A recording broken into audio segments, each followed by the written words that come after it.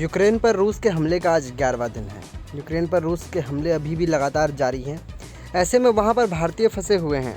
उनको रेस्क्यू करने के लिए भारत सरकार ने ऑपरेशन गंगा चलाया हुआ है। इस ऑपरेशन को अंजाम देने के लिए केंद्र की मोदी सरकार ने अपने कई मंत्री भी भेजे हैं।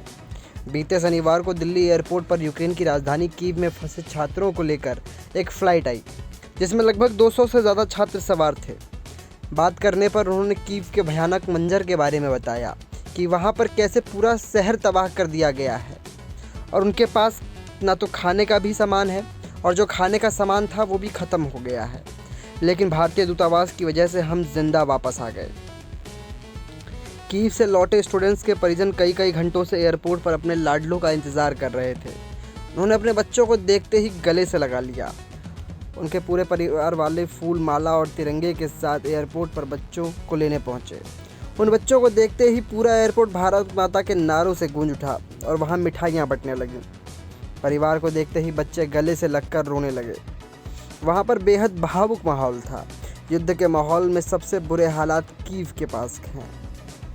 युद्ध की भयानक तस्वीर कीव से ही सामने आ रही है। यूक्रेन से लौटी एक लड़की हर्षिता की मां ने कहा कि मैं अपनी बेटी को सुरक्षित वापस लौटा देखकर बहुत ज़्यादा खुश हूँ। पहले बहुत डर लग रहा था, पर अब सब ठीक है। भारत सरकार की वजह से वहाँ से मेरी बेटी वापस लौट पाई है। भारत सरकार का शुक्रिया। वहाँ जो मंत्री हैं उनका शुक्रिया।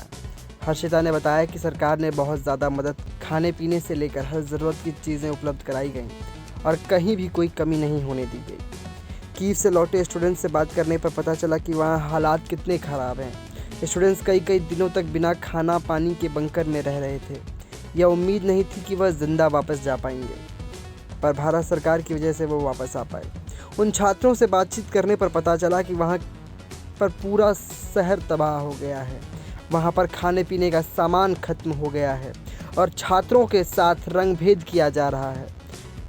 वह हमें काला बोलकर ट्रेन में नहीं चढ़ने दे रहे थे, लेकिन बॉर्डर पहुँचने के बाद भारत सरकार ने उनकी काफ़ी मदद की। इसी फ्लाइट से लौटी उमर जहाँ और कमर जहाँ दोनों बहनें हैं और वह खार्किव से भारत वापस आई हैं। उन्होंने बताया कि वहाँ हालात कितने ख़राब हैं।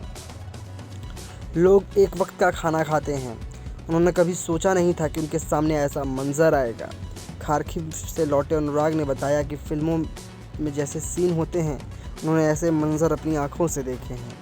उनको बिल्कुल उम्मीद नहीं थी कि वह भारत वापस ज़िंदा लौट पाएंगे, पर उन्होंने भारत सरकार को ऑपरेशन गंगा चलाने के लिए शुक्रिया किया।